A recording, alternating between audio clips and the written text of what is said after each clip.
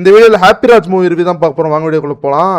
சரி, இப்போ அமேசான் பிரைம்ல வந்திருக்கேன், என்னதான் இருக்குன்னு சொல்லிட்டு பார்க்கும்போது ஜிவி பிரகாஷ் வந்து பர்ஃபார்மன்ஸ் வந்து ஓகே, மீதி படத்தோட கம்பேர் பண்ணும்போது பரவாயில்லையா இருந்துச்சு. ஸ்ரீ கௌரி பிரியா வந்து லவரில் பார்த்துருப்பீங்க, அதுக்கப்புறம் ரெண்டாவது படம். இதில் வந்து பர்ஃபார்மன்ஸ் ஓகேவா பண்ணியிருக்காங்க. இவர் ஜார்ஜ் மரியன், அப்பாஸ் இவங்களோட பர்ஃபார்மன்ஸ் ஓகேவா இருந்துச்சு. அப்பாஸ் ரொம்ப நாள் கழிச்சு படம் நடிக்கிறாரு தமிழில். மேக்கிங் ஓரளவுக்கு பரவாயில்ல, ஓரளவுக்கு பார்க்குற மாதிரி பண்ணியிருக்காங்க. அப்புறம் அந்த ஆர்டினேர் பண்ணுற பாட்டு ஓரளவுக்கு கேட்குற மாதிரி இருக்குது. மிச்சப்படி இந்த படத்தில் சொல்கிறதுக்கு என்ன, ஒரு மாதிரி கிரிஞ்சாக ஒரு படம் எடுத்துகிட்டு கிரிஞ்சுக்குள்ளே கொஞ்சம் கொஞ்சம் கதை வருது. இந்த மாதிரி இப்போ ஒரு விஷயத்தில் ஒரு டிசிப்ளின் டிக்னிட்டி ஒரு இடத்துல ஃபாலோ பண்ணுன்னு இருக்கு. இப்போ அவங்க அப்பாவுக்கு இந்த மாதிரி வரணும்னு சொல்லிட்டு பையன் சொல்லிட்டு போயிட்டான்.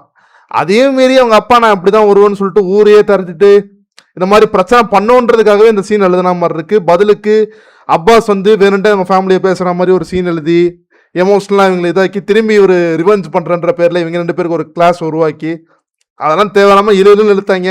அப்புறம் அந்த இன்ஸ்டா டிக்டாக்கு இந்த ரீல்லாம் ட்ரெண்ட் ஆகிறதுக்குன்னு ஒரு சில சீன்ஸ்லாம் எடுத்துருப்பாங்களே, அந்த டிக்டாக் பண்ணுற மாதிரி இவர் எப்படி அந்த ஹீரோயின் உஷார் பண்ணுறான்ற சீன்லாம் ஒரு மாதிரி கிரிஞ்சுக்கு இது ஒரு எக்ஸாம்பிளாக வச்சுக்கலாம். கிரிஞ்சாக ஒரு படம் எடுக்கிறதுக்கு இதெல்லாம் பாருங்கன்னு சொல்லிட்டு இந்த வடக்கன்ஸ் 2 பேர் வந்துகிட்டு இருப்பாங்க, வெயிட்டராக இருப்பாங்க. கடைசியில் பார்த்தீங்கன்னா ஈவென்ட் மேனேஜ்மெண்ட் இதுவே ஆரம்பிச்சிருவாங்க. அந்த மாதிரிலாம் கொஞ்சம் கிரிஞ்சாக அங்கங்கே பண்ணிட்டு இருக்காங்க படத்தில்.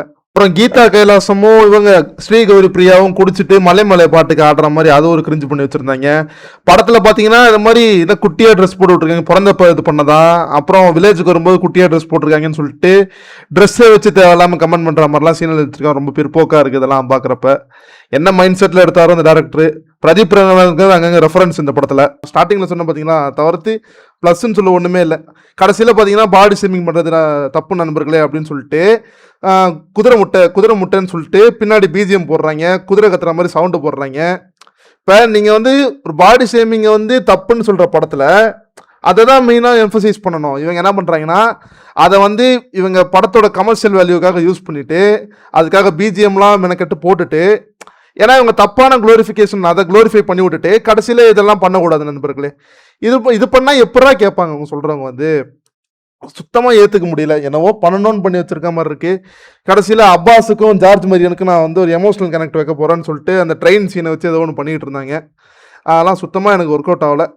நீங்கள் வேணால் பார்க்குறேன்னா பாருங்கள். இந்த படம் வந்து சரி ஓடிடினால எனக்கு அவ்வளோ மோசமாக தெரியல, ஓரளவுக்கு பார்த்துடலாம், ஒன் டைம் பார்த்துடலாம்னு வச்சுக்கோங்களேன்.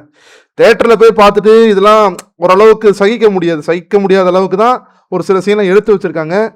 அதேமாரி உங்களுக்கு சகிப்புத்தன்மை அதிகமாக இருந்துச்சுன்னா ட்ரை பண்ணுங்கள், அவ்வளோதான் நான் சொல்லுவேன்.